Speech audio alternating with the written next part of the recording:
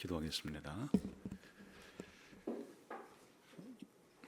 우리의 영원한 안식처가 되시며 피난처가 되시는 하나님 아버지 감사합니다. 지나간 한 주일 동안도 하나님의 크고 포근한 날개의 그늘 아래서 저희들이 숨 쉴 수 있도록 보호해 주시고 인도해 주신 것을 감사합니다. 오늘 이 복된 주일날을 맞이해서 다시 한번 하나님이 우리의 영원한 안식처이자 피난처임을 고백하며 우리의 신앙을 새롭게 하며 우리의 삶에 용기와 소망을 가질 수 있는 복된 날이 되게 해 주옵소서. 오늘도 말씀과 성령으로 예배에 참석하는 모든 예수가족교회 성도들 하나님께서 함께해 주시고 역사해 주옵소서. 예수님의 이름으로 기도하옵나이다. 아멘. 오늘은 시편 90편의 말씀을 함께 생각해 보면서 하나님이 주시는 위로와 용기와 소망을 함께 나누고자 합니다.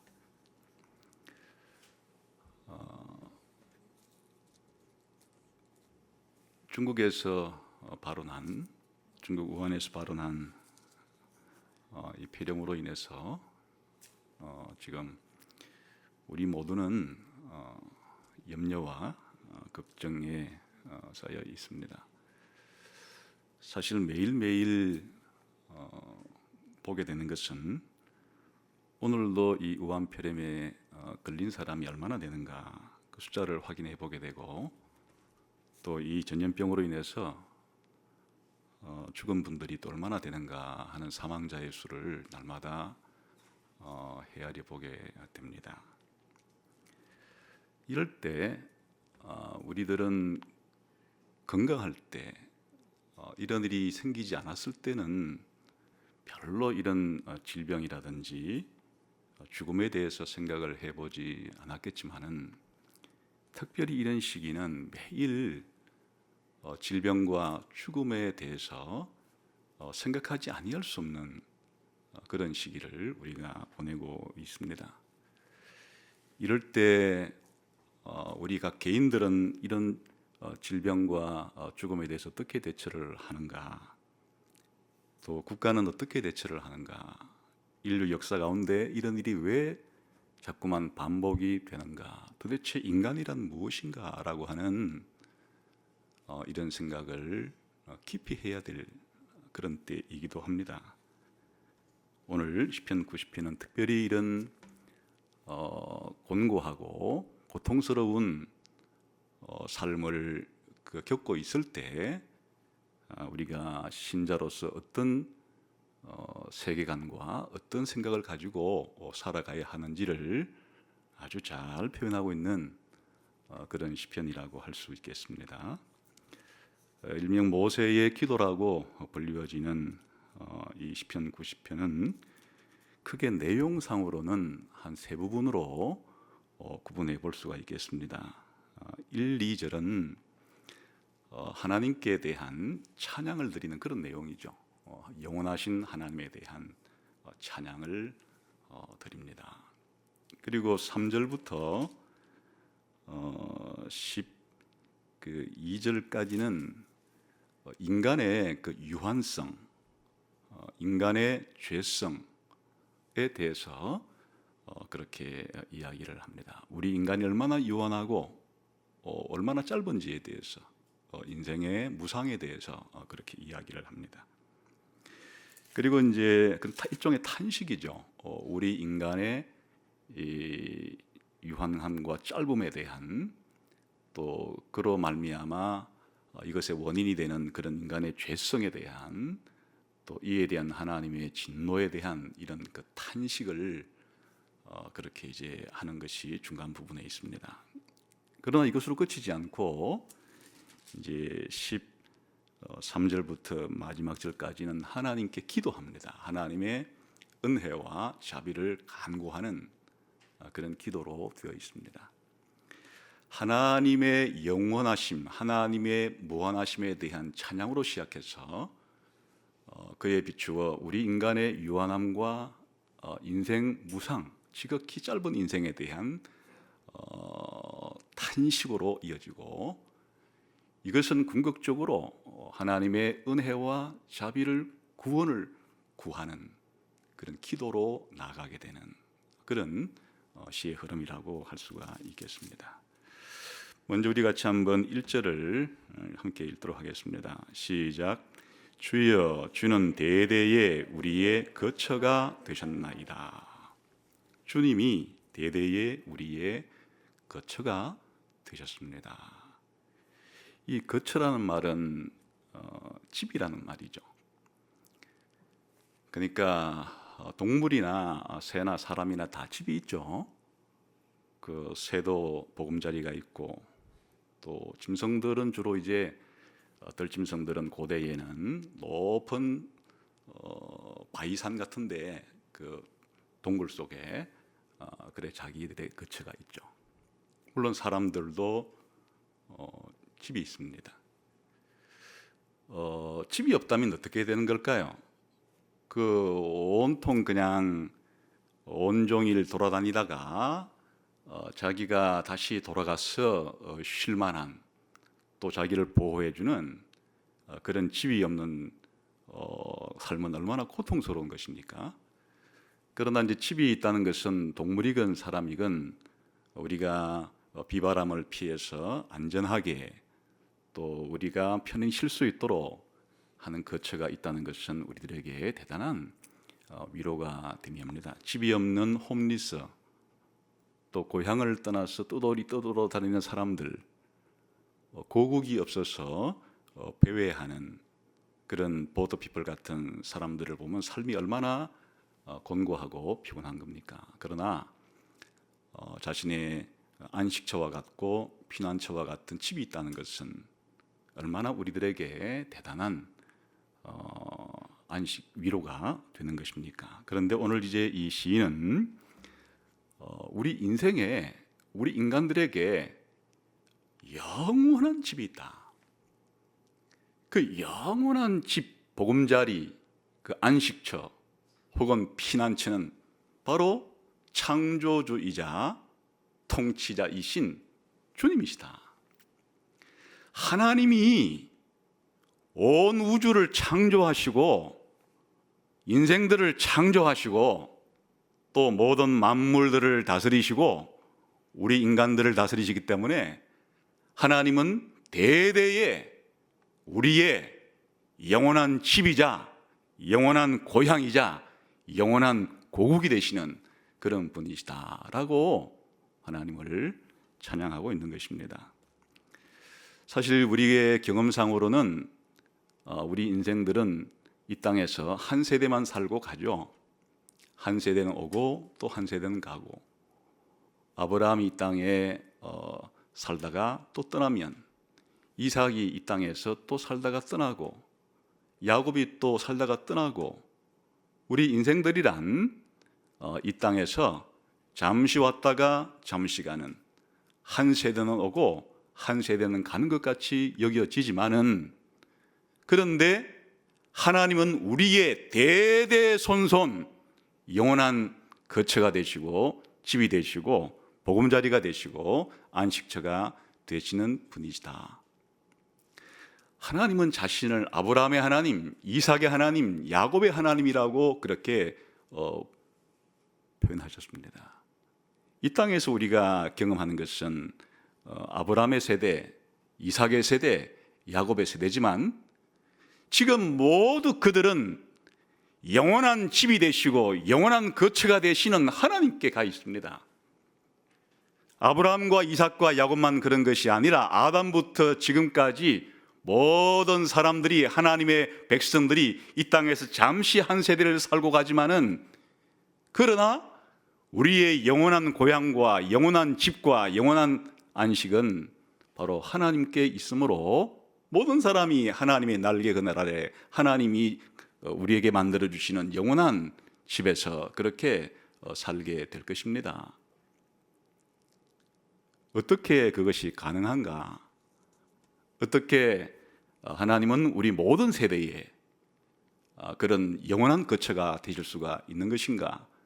그것은 하나님의 영원하심 때문에 그런 것이에요.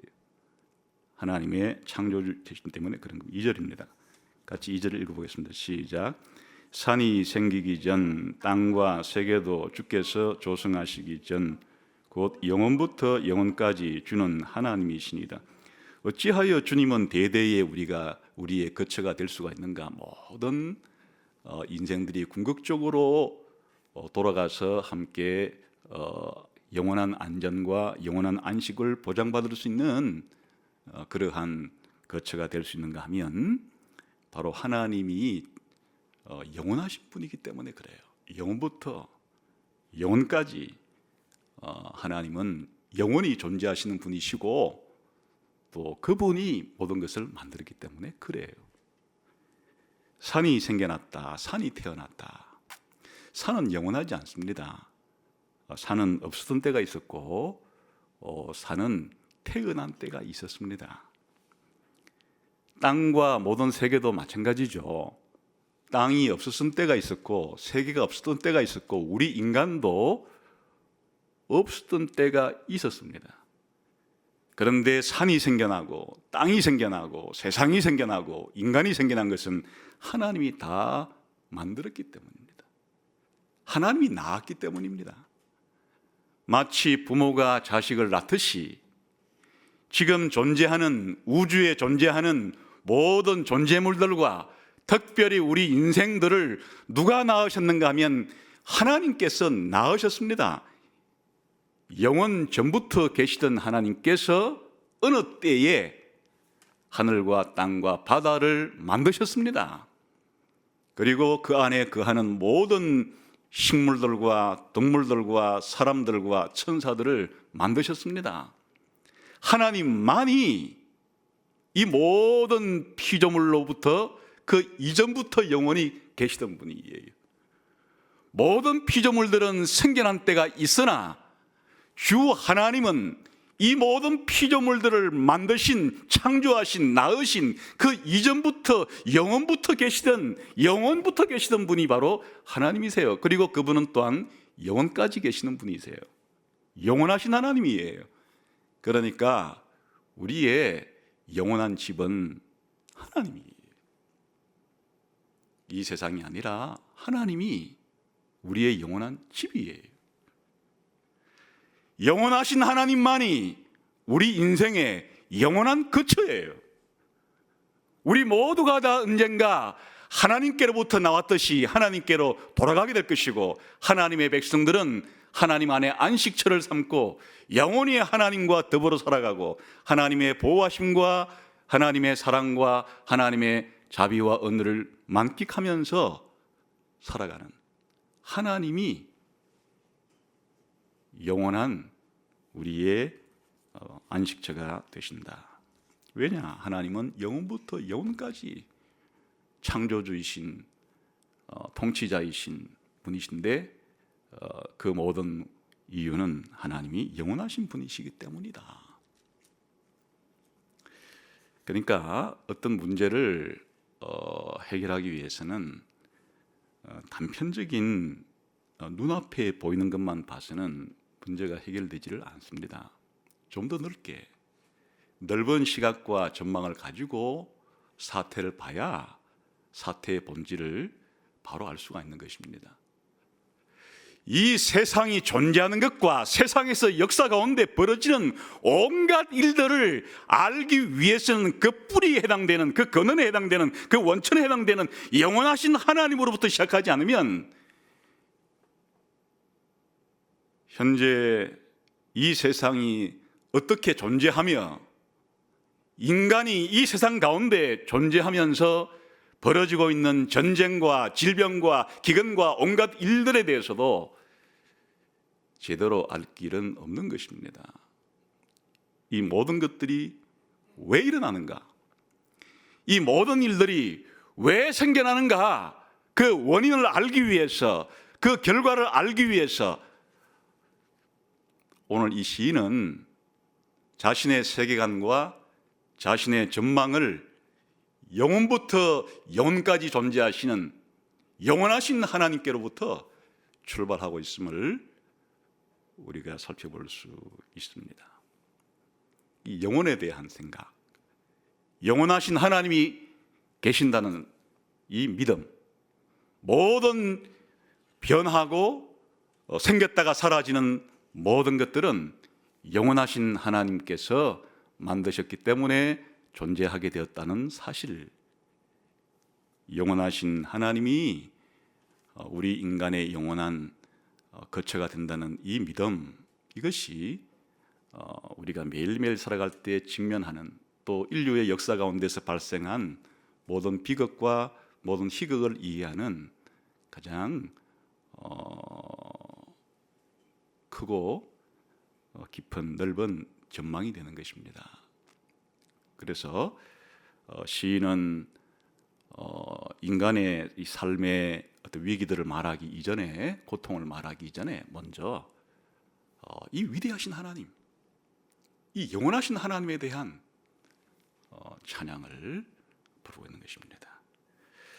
그러나 이제 3절부터는 이 영원하신 하나님이 비추어 볼 때 우리 인간은 얼마나 유한하고 짧고 덧없는 인생인가 하는 것을 더 뼈저리 있게 생각하게 됩니다. 영원하신 하나님을 생각하게 될 때 우리 인생은 얼마나 영원하신 하나님에 비해서 덧없는 인생인가, 짧은 인생인가 하는 것을 생각하지 아니할 수 없습니다. 3절을 같이 읽어보겠습니다. 시작. 주께서 사람을 티끌로 돌아가게 하시고 말씀하시기를 너희 인생들은 돌아가라 하셨사오니, 인간의 본질이 무엇인지를, 인간의 기원이 무엇인지를 생각하게 만듭니다. 창세기에 보게 되면 하나님께서 인간을 만드셨을 때 창세기 2장 7절에는 특별히 이렇게 말하죠. 여호와 하나님이 땅의 흙으로 사람을 지으시고 생기를 그 코에 불어넣으시니 사람이 생명이 된지라. 우리 인생들은 본디 흙에서, 우리를 만드신 재료가, 인간의 기원이 바로 하나님 만드신 흙에서 흙을 가지고 빚으셨다. 물론 흙과 같은 이런 이 인생 가운데 인간의 존엄성을 부여하는 것은 하나님이 생기를 불어넣으신, 하나님이 만드신 영혼에 있긴 하지만 인간의 이 육체의 기원, 인간의 뿌리는 기본적으로 흙에서 왔다. 그런데 문제는 하나님께서 우리 인간이 흙에서 왔기 때문에 흙으로 돌아가라 이렇게 하신 것이에요. 흙에서 왔기 때문에 흙으로 돌아가라 하셨다. 우리는 흙으로 돌아가야 된다. 창세기 3장 19절에 이런 말씀이 있죠. 네가 흙으로 돌아갈 때까지 얼굴에 땀을 흘려야 먹을 것을 먹으리니 내가 그것에서 취함을 입었음이라. 너는 흙이니 흙으로 돌아갈 것이니라. 주께서 사람을 티끌로 돌아가게 하시고 말씀하시기를 너희 인생들은 돌아가라 하셨사오니, 창세기 3장 19절 말씀을 이 시인은 기억하고 있는 것입니다. 인생이 뭐냐? 흙에서 와서 흙으로 돌아가는 존재다. 이게 인생이다. 인간이 뭐냐?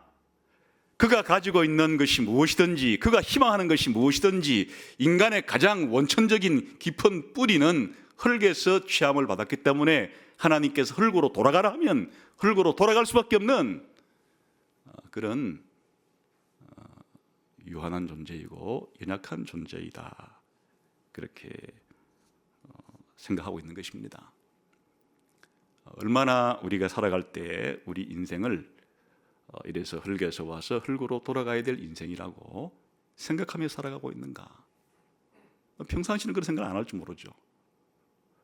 그러나 죽음의 직면에 있을 때는, 이런 전염병이 창궐하는 이런 시기에는, 혹은 전쟁이 창궐하는 이런 시기에는 우리 인생이 무엇인지에 대해서 다시 한번 깊이 생각해 볼 필요가 있습니다.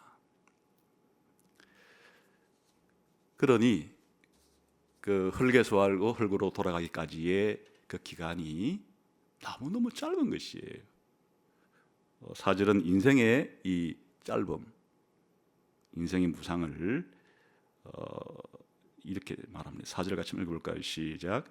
주의 목전에는 천년이 지나간 어제 같으며 밤의 한순간 같을 뿐임이니이다.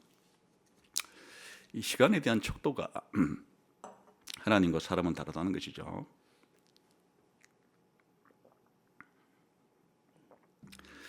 우리 인간이 이 땅에 천년을 산다고 한들 하나님 보시기에는 그냥 하루 같고 밤의 한 순간 같다. 여기에는 그 창세기 5장에 있는 그 우리 선조들의 최초의 선조들의 긴, 우리가 오늘 생각할 때는 꽤 길죠. 그 천년에 가까운 삶을 살았던 사람들, 창세기 5장에 기록되어 있죠. 특별히 모두셀라 같은 사람은 969세, 거의 천년에 육박한 그 창세기 5장에 기록된 아담부터 노아까지의 그 인류 최초의 우리 조상들의 이 지상에서의 삶은 거의 천년에 가까웠습니다. 요즘 생각하면 거의 뭐 100년의 안팎의 우리 삶을 생각하면 거의 뭐 엄청난 길이의 그런 인생을 살았지만은 하나님 보시기에는 그냥 그게 하루 같다. 영원하신 하나님이 보기에는 천년이라고 하는 그 시간이, 비록 우리 인간이 생각할 때는 천년이라고 하면 무척이나 긴 시간이죠. 우리 인류의 역사를 구분할 때 천년 단위로 끊어서 이해한다는 것은 엄청난 길이죠. 한 인간의 개인적인 일생은 100년 안팎이기 때문에 10년 단위로 끊어야 제대로 이해가 되고, 뭐 국가 같은 것도 기본적으로 한 100년 단위로 끊으면 국가가 태어나고 뭐 발전하고 폐망하는 게 100년 단위 안팎에서 움직이지만, 거대한 문명이 일어서고 문명이 폐망하는 것은 한 천년 단위로 생각해야 긴 한 문명에 일어나고 문명의 쇠퇴함을 우리가 볼 수 있어서, 꽤 한 문명이 생겨나게 되고 문명이 또한 쇠잔해서 망하는 이런 것은 꽤 길게 느껴지지만은, 영원하신 하나님 보시기에 그것은 그냥 지나가는 하루 같고 밤의 한순간 같다. 밤의 한순간 같다는 것은, 우리 밤을 끊을 때 보초를 세야 되니까 보통 밤을 4개로 끊기도 하고 뭐 3개로 끊기도 하고 뭐 5개로 끊기도 하는데, 보통 한순간이라는 것은 한 서너 시간에 해당이 되는 거예요. 그게 인생이다.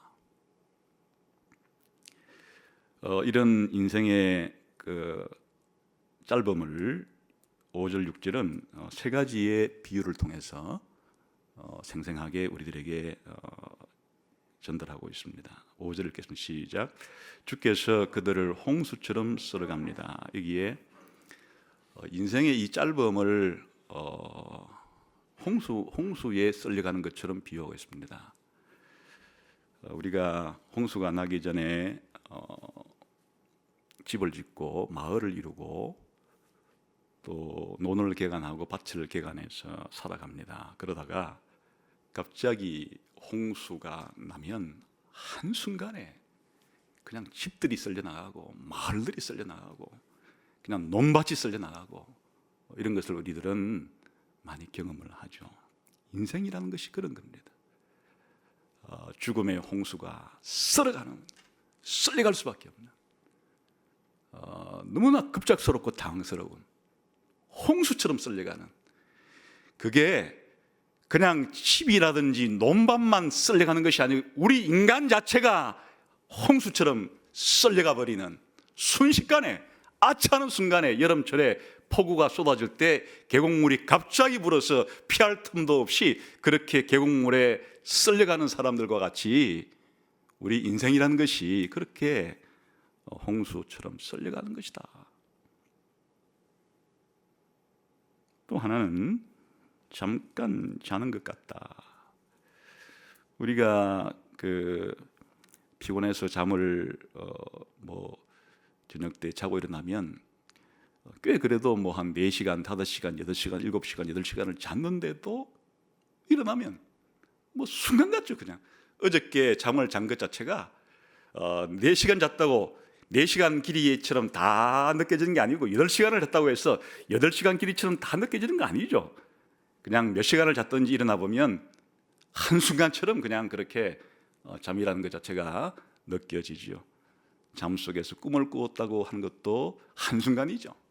그래 인생을 일장춘몽이라고 비유하기도 하는데 우리가 잠깐 인생이라는 것이 잠자는 것 같이 짧다 그렇게 말이죠. 가장 생생한 비유는 풀의 비유입니다. 같이 6절을 들고 시작. 풀은 아침에 꽃이 피어 자라다가 저녁에는 시들어 마르나이다. 물론 이제 우리나라에서는 기후상 풀들이 봄철에 이렇게 자라가지고 여름을 지나서 이제 가을철에 이제 풀이 이렇게 하지만은 이스라엘은 그 고대 이스라엘은 지금도 그렇지만 중동 지방에 이런 기후상 아침에 갑작스럽게 풀이 자랐다가 한낮에 강력한 태양을 받으면 그냥 시들어서 저녁에는 사라지는 그런 풀 같은, 쉽게 말하면 하루살이 같은, 하루살이 풀 같은 인생은 그렇게 짧다 이렇게 말합니다. 사실은 이 통찰력, 인생이 이렇게 짧다, 인생이 무상하다라는 것은 뭐 시편 90편의 시인만 그렇게 깨달은 것은 아니고 동서고금에 좀 인생을 깊이 들여다보는 사람들은 누구나 느낄 수 있는 그런 감정이죠. 진실이니까, 사실이니까. 그래서 수없이 많은 그런 비유들을 만들어가면서 인생은 날아가는 화살 같다든지, 아침에 잠깐 보이다가 사라지는 안개 같다든지, 호흡 한번 하는 숨 한번 내쉬는 것과 같다든지, 잠깐 내뿜는 연기가 보이는 것 같다가 연기가 흩어져서 사라지는 것 같다든지, 뭐 여러 가지의 이런 비유를 통해서 인생이 너무나 짧다는 것을 그렇게 절감하고 있습니다. 이런 짧음은 특별히 하나님의 영원성에 비추어 볼 때는 더더욱이나 느껴지는 것이죠. 물론 하루살이에 비하면 우리가 길게 산다고 그렇게 스스로 만족할 사람이 있을지 모르겠습니다만은, 그러나 영원하신 하나님 또는 영원한 것은 아니지만은 하나님 만드신 이 자연의 이 장구함에 비추어 볼 때 우리 인생이 이 땅에서 와서 이 땅을 떠날 때까지의 그 기간이란 얼마나 짧은 것인가. 사실은 1000년이라 할지라도 그것이 얼마나 짧은 것인가. 영혼에 비추어 보면 그렇다고 하는 것을 우리가 알게 됩니다. 그러면 왜 우리 인생이 이렇게 짧은 것인가? 왜 인생이 이렇게 이 땅에서 영원히 살지 못하고 이렇게 왔다가 가야 되는, 또 이런 풀처럼 꽃처럼 잠시 왔다가 잠시 갈 수밖에 없는 이런 인생을 살아야 되는 것인가? 여기에 대해서 오늘 이 시편 90편의 시인은 엄청난 통찰력을 가지고 이 문제를 깊이 생각한 끝에, 또 하나님의 계시를 받은 끝에 어떤 대답을 내놓는가 하니까 7절을 봅시다. 시작. 우리는 주의 노에 소멸되며 주의 분내심에 놀라나이다. 이게 우리 인생이 이렇게 이 짧은 인생, 홍수처럼 썰려가는 인생, 이 인생이 이렇게 된 것 자체가 하나님의 분노 때문이다, 하나님의 진노 때문이다, 하나님의 심판이다라고 하는 생각을 가지고 있는 거예요. 우리 인생의 이런 짧음이 그냥 그 본질적인 것이라든가 자연적인 것이라든가 운명적인 것이 아니고, 이 홍수처럼 썰려가는 인생의 이 무상함과 이 짧음이 하나님의 분노에 의한 것이다. 그럼 왜 하나님이 우리 인생에게 그렇게 분노하시고 진노하시고 우리 인생을 사형에 처하시는가? 그것은 바로 죄 때문이에요. 8절을 봅시다. 시작. 주께서 우리의 죄악을 주의 앞에 놓으시며 우리의 은밀한 죄를 주의 얼굴빛 가운데 두셨사오니. 그러니까 여기서 중요한 사실은 이 논리적인 흐름을 잘 보세요. 우리 인생이 짧다. 우리 인생은 죽을 수밖에 없는 짧은 인생을 살아가고 있다. 사형수와 같이 태어날 때부터 사형 선고를 받은 사람처럼 그렇게 살아간 이유가 뭔 것인가 하니까 하나님이 그렇게 분노하시고 진노하시고 심판하셨기 때문인데, 하나님이 사형을 선고했기 때문인데, 왜 그런가? 우리 인간이 죄를 지었기 때문이에요. 그래서 창세기 3장 17절 한번 볼까요? 우리 한번 창세기 3장 17절 한번 보겠습니다.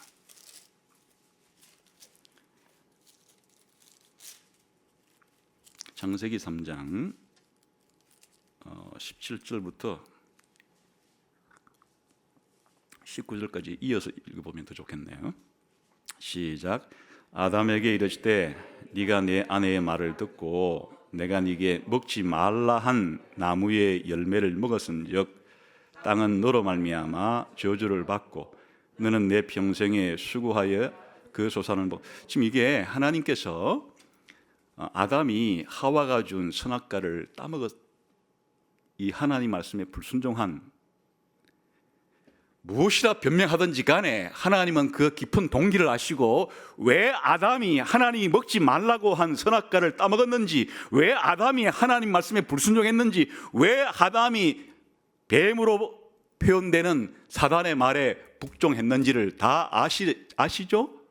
그 죄에 대해서 하나님이 네가 이런 죄를 지었기 때문에 뭐라고 말씀하시는 거니까 19절을 말씀하신 거예요. 시작.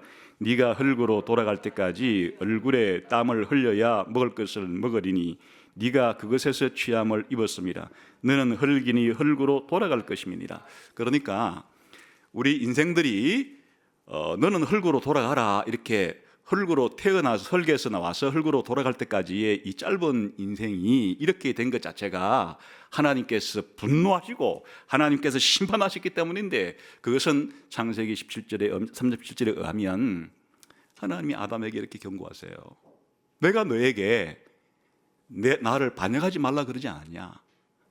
내 말에 불순종하지 말라 그러지 않았냐? 불순종하면 죽는다고 일러주지 않았냐?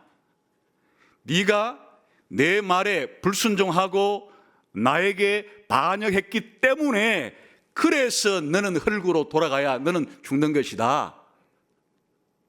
그러니까 이 하나님의 분노는 인간의 죄가 촉발시킨 것이지, 하나님께서 처음부터 인간을 만드실 때 너는 한 조금만 살다가 사라져 버려라, 너는 조금만 살다가 그냥 흙으로 돌아가 버려라, 이렇게 한 게 아니란 말이에요. 이 사실이 중요한 것이, 사람들은 인생의 짧음에 대해서 한탄하고 애통해하지만은 왜 인생이 이렇게 짧아졌는지에 대해서는 알지를 못한 채 허무주의로 빠져버리고 말 수 있죠.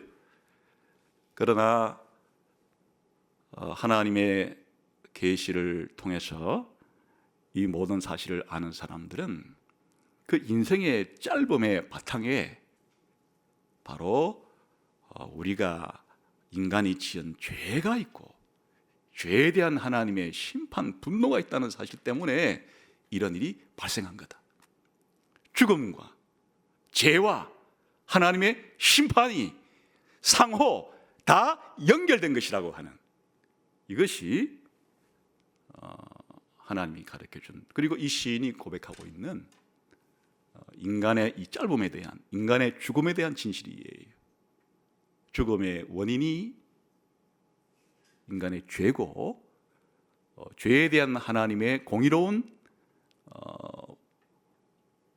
판단과 대응이 그 심판이고, 그것이 곧 인간의 죽음과 이 짧음을 초래하게 된 것이다, 그런 말이죠.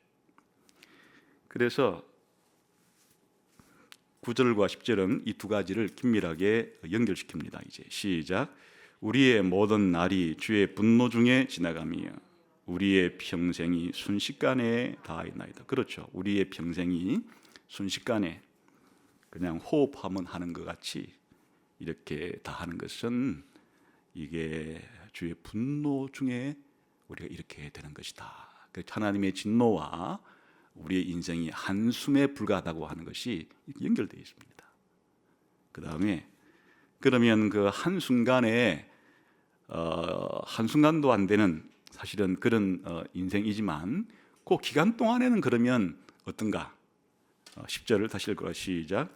우리의 연수가 70이요 강건하면 80이라도 그 연수의 자랑은 수고와 슬픔뿐이요 신속 기간이 우리가 날아가나이다. 이것도 아까 창세기 3장 그 17, 8, 9절을 지금 반영하는 겁니다. 아까 하나님 그랬잖아요. 네가 불순종했기 때문에 네가 흙으로 돌아가겠지만은 흙으로 돌아갈 때까지도 이 땅의 저주 때문에 너는 수고하고 애통하면서 그렇게 먹을 것을 네가 찾아 먹기가 쉽지 않을 거다.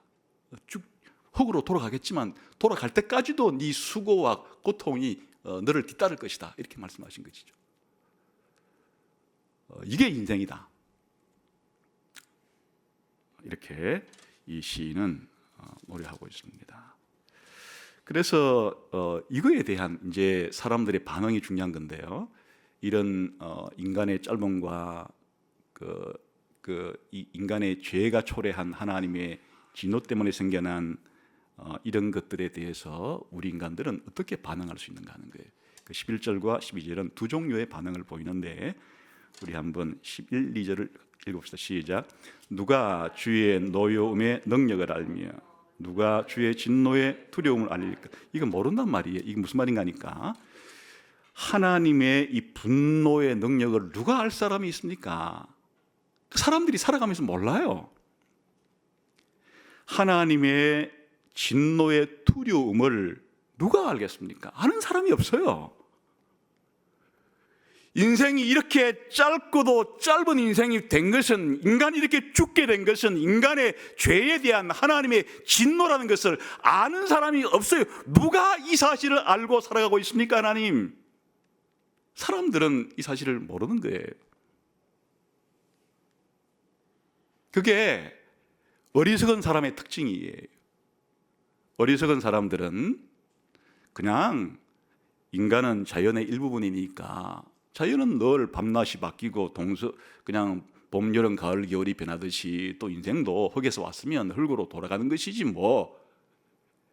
그냥 한다는 생각이 그냥 인간이라는 것도 자연의 일부니까 그냥 자연이 순환하듯이 인간도 왔으면 가는 게 마땅한 거 아닌가, 이런 식으로 밖에는, 아니면 모르겠다 밖에는 누가 이 죽음을, 누가 인간의 죄에 대한 하나님의 진노 때문이라고 그렇게 아는 사람이 있습니까? 어리석은 사람의 특징은 이걸 모르는 것이에요.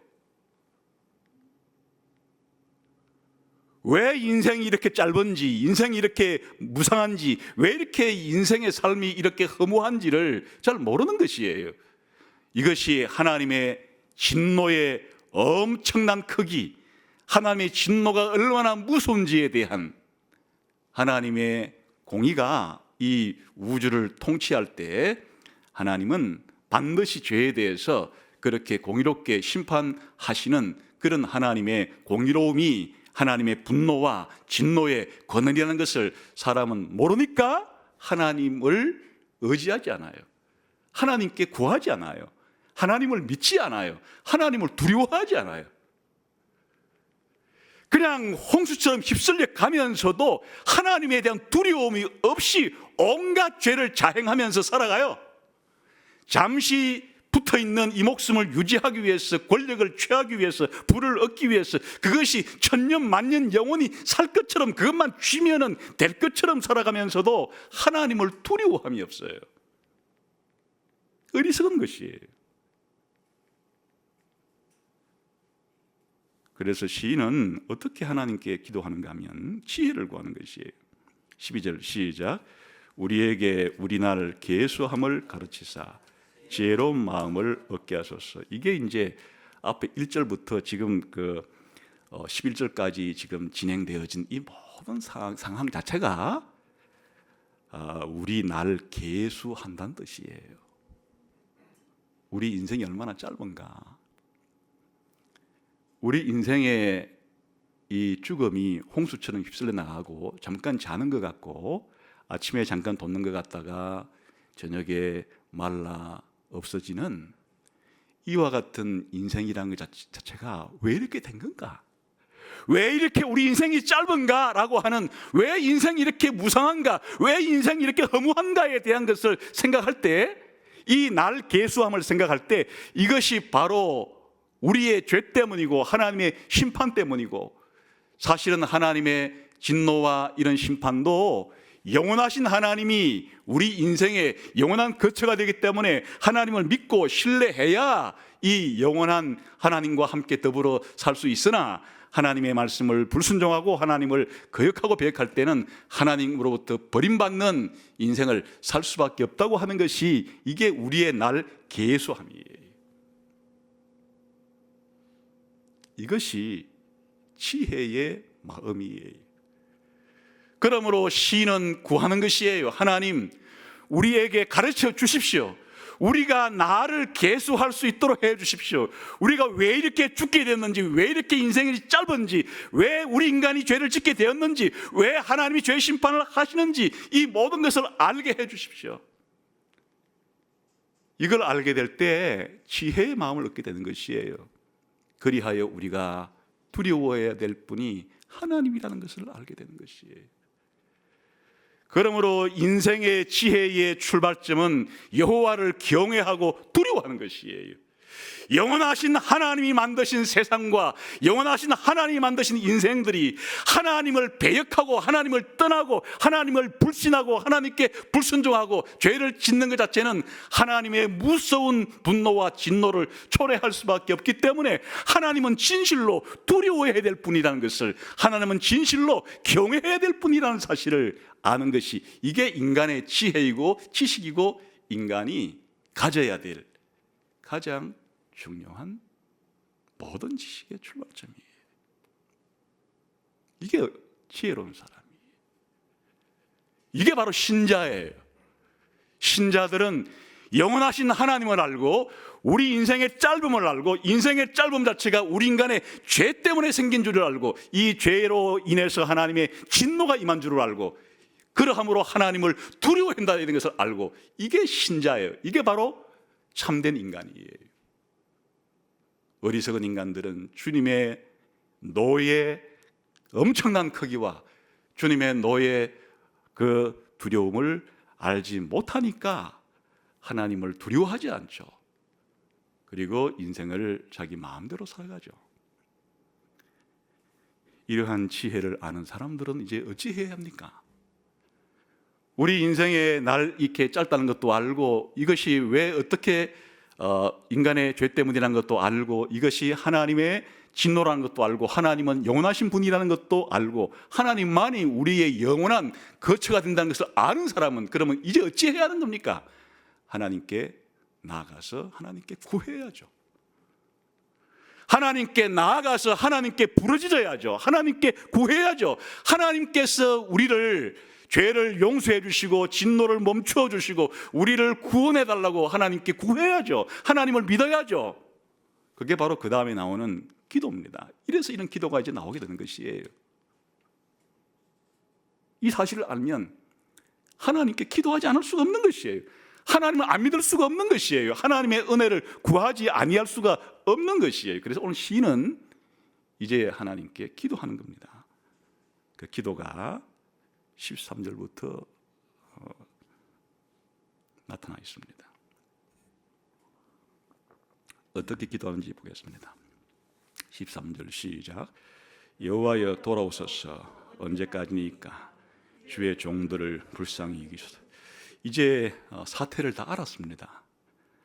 이게 왜 이런 일이 생긴지를 알았어요. 그래서 하나님 돌아와 주십시오. 이게 다 무슨 말이에요? 앞에 이 문맥상 하나님 진노를 멈추어 주십시오. 우리를 버리지 말아 주십시오. 하나님이 우리를 우리의 죄 때문에 버리셨으나 하나님 돌아와 주십시오. 하나님 용서해 주십시오. 하나님의 진노를 멈추어 주십시오라고 기도하는 것이에요. 하나님 돌아오소서. 진노를 멈추어 주소서. 진노를 면하게 해 주소서. 하나님의 심판에서 벗어나게 해 주소서. 우리를 용서해 주소서. 불쌍히 여겨 주소서. 우리의 죄를 용서해 주시고 하나님의 심판과 진노를 거두어 주십시오 라고 하나님께 구하지 아니할 수가 없는 것이에요.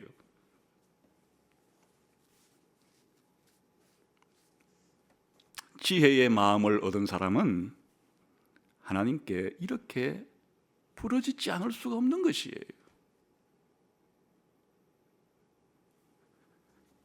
그러나 하나님의 진노가 멈추고 하나님의 용서가 임할 때 단순히 우리의 죄가 용서받고 하나님의 진노가 멈추는 정도가 아니고 이 시인은 더 적극적인 것을 구하는 것이에요.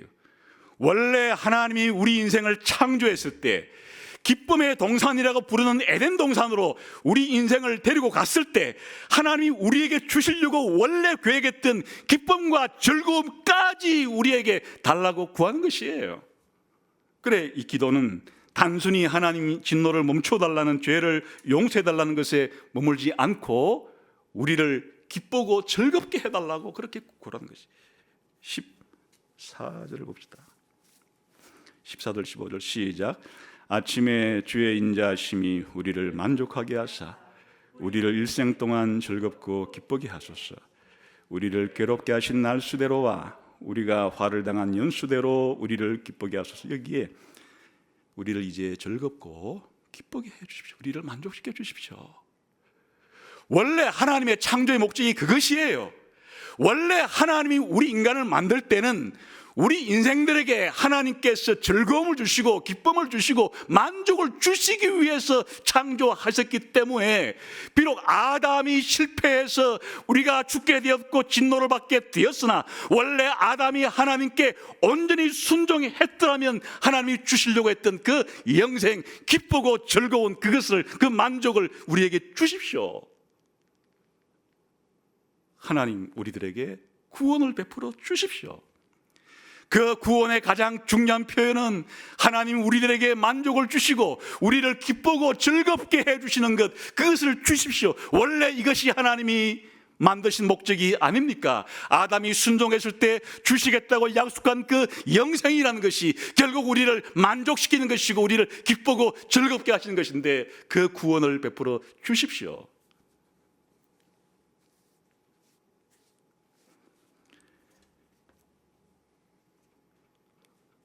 우리가 지금까지 죄 때문에 고통받고 그렇게 수고하고 70년, 80년을 살아도 수고와 슬픔뿐이라고 말했던 내 개인적인 인생과 아니면 아담이 범죄한 이래부터 지금까지 우리 인간의 역사 가운데 우리 인간이 수고와 슬픔 가운데 지냈던 이 죄의 비참한 노예 생활을 하면서 겪었던 이 모든 것들을 이제는 기쁨과 즐거움으로, 구원으로 하나님 새롭게 갚아 주십시오.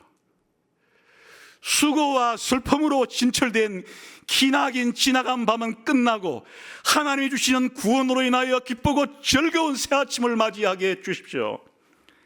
하나님, 지금은 밤이 칠흑같이 어두운 상태에서 수고와 슬픔밖에 보이는 것이 없고 휩쓸려 내려가는 이 죽음의 공포 앞에 우리가 짓눌려 있지만은 하나님, 아침에는 하나님께서 주시는 기쁨과 즐거움으로 우리의 일평생이 매일매일 새롭게 매일매일 기쁨과 감사함으로 지낼 수 있게, 아니 우리의 일평생만이 아니라 우리의 영원히 그렇게 감사하며 기뻐하며 즐거워하며 하나님을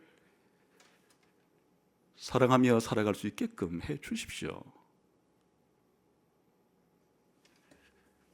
사실은 이 기도는 예수님 믿는 사람들에게 응답이 되죠. 이 지금 이 시편 90편 이 시인의 이 절규, 이 간구는 응답이 되죠. 그래, 예수님께서 이 땅에 이거 주시러 오셨어요. 우리의 죄를 용서해 주시고 하나님의 진노를 멈추고 그리고 영생을 주시면서 우리를 기쁘고 즐겁게 해주시려 오신 것이에요.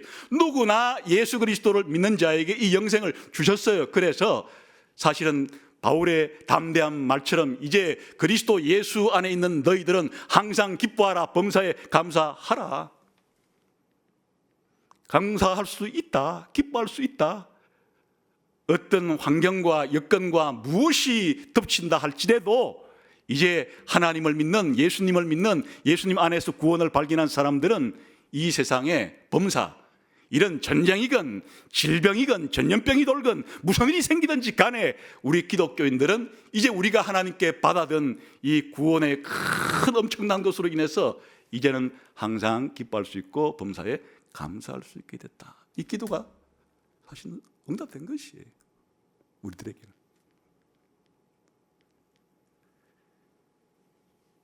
시인은 더 나아가서 하나님이 우리에게 이런 죄 용서와 하나님의 진노를 멈추는 것과 우리를 만족시켜주고 우리를 기쁘고 즐거워하는 것을 훨씬 더 넘어서서 하나님 자신과 연합되기를, 하나님의 영광에 연합되기를, 하나님의 은혜에 잠겨서 하나님과 영원 무궁토록 영생을 누리는 엄청난 미래의 날을 간구합니다. 그게 이제 마지막 16, 17절이에요. 읽어볼까요? 시작. 주께서 행하신 일을 주의 종들에게 나타내시며 주의 영광을 그들의 자손에게 나타내소서.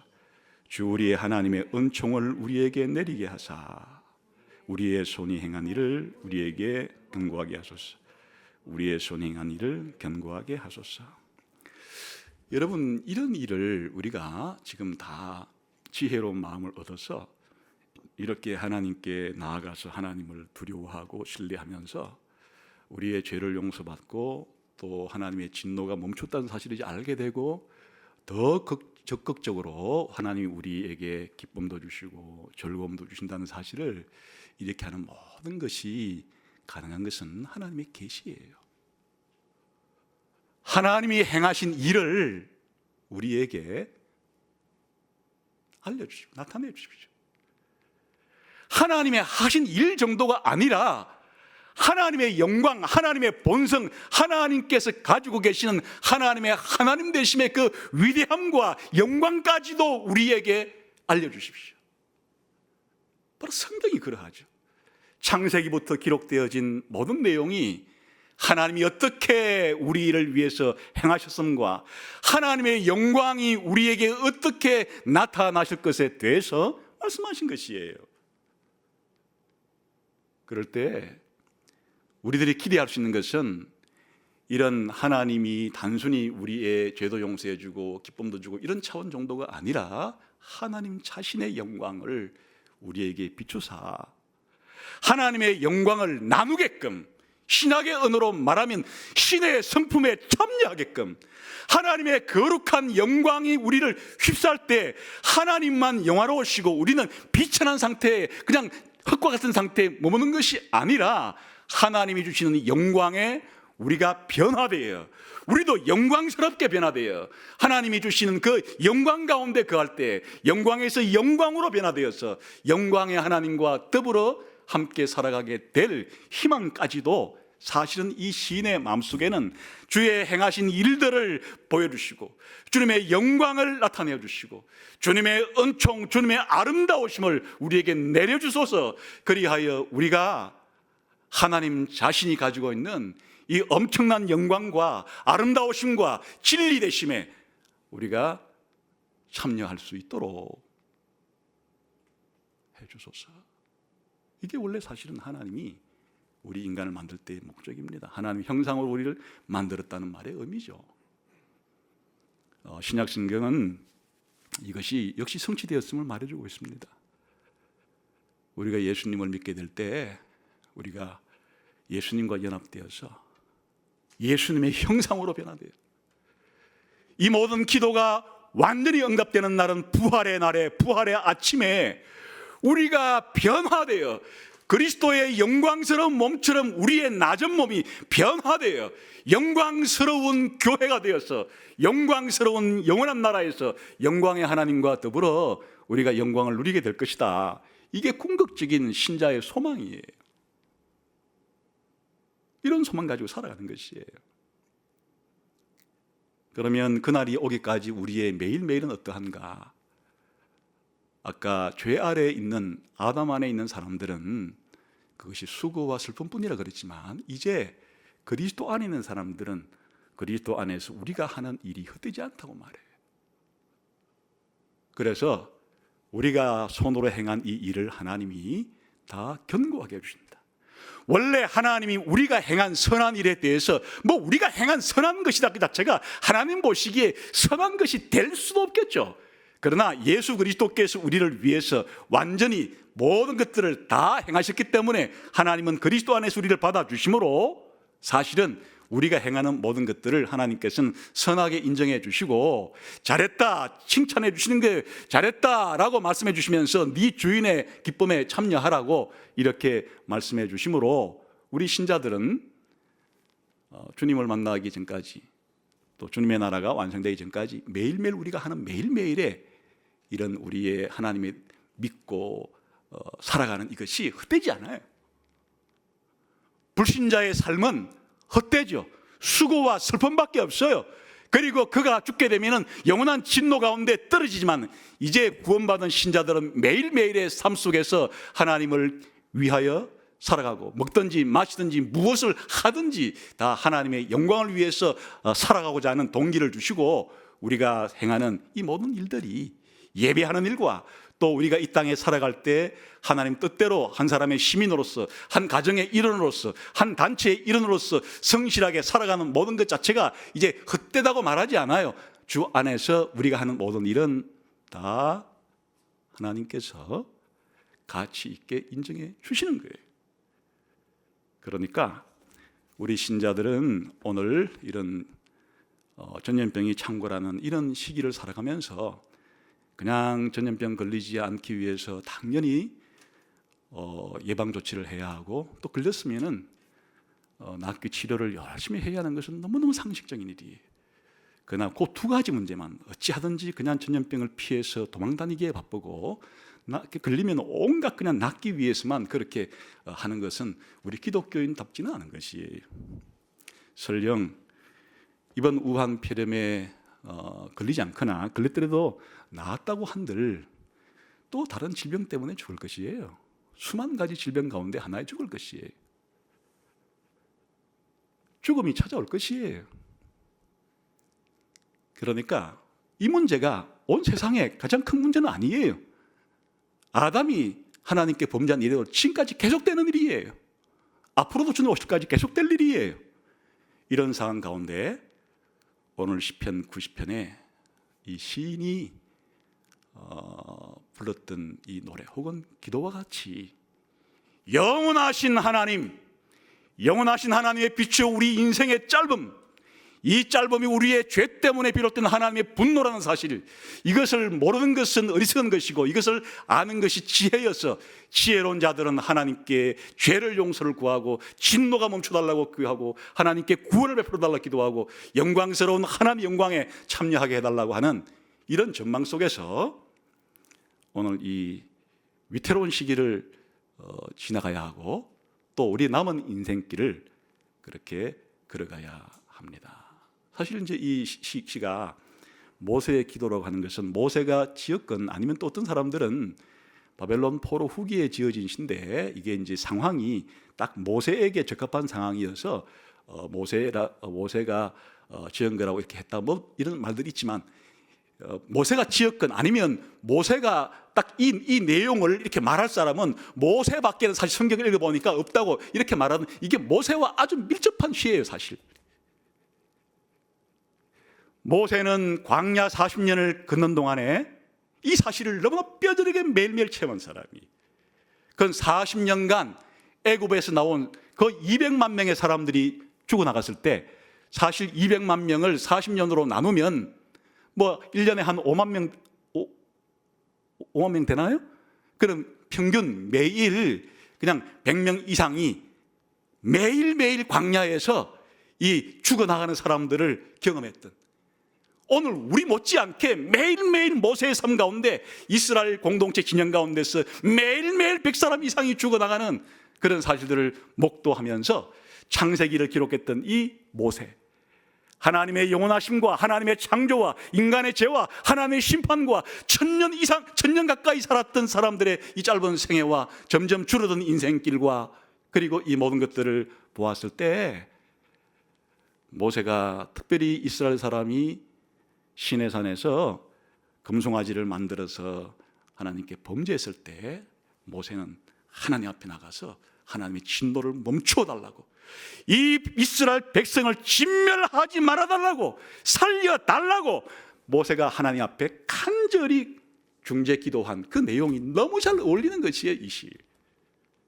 그래, 모세가 지었다고 하는 것이 이 시의 정황과 이 시가 하나님 앞에 부르짖는 이 인생의 연약함과 인간의 죄와 하나님의 진노를 하나님 앞에 나가서 중재함으로써 사람들에게 하나님의 진노가 멈추어지고 하나님이 다시 구원이 회복되어지는 이 모세의 기도는 예수님에 의해서 사실은 성취가 된 것이고, 우리들은 그 성취의 시기에 지금 살고 있기 때문에 이 시를 새롭게 읽을 수 있습니다.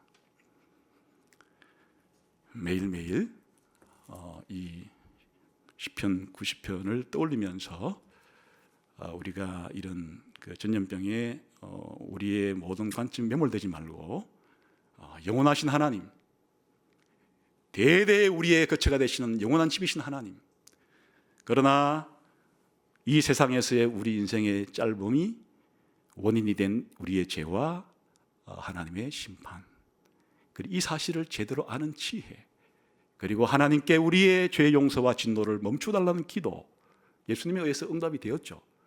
그리고 우리를 기쁘고 즐겁게 해달라는 기도, 예수님에 대해 응답이 되었죠.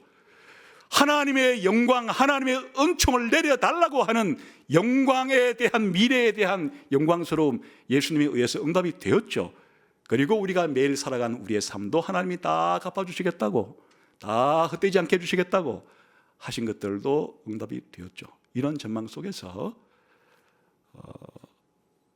한 주간만이 아니라 이 위험한 시기와 평생의 시기를 믿음으로 잘 승리하시게 되기를 주님의 이름으로 축원합니다. 기도하겠습니다.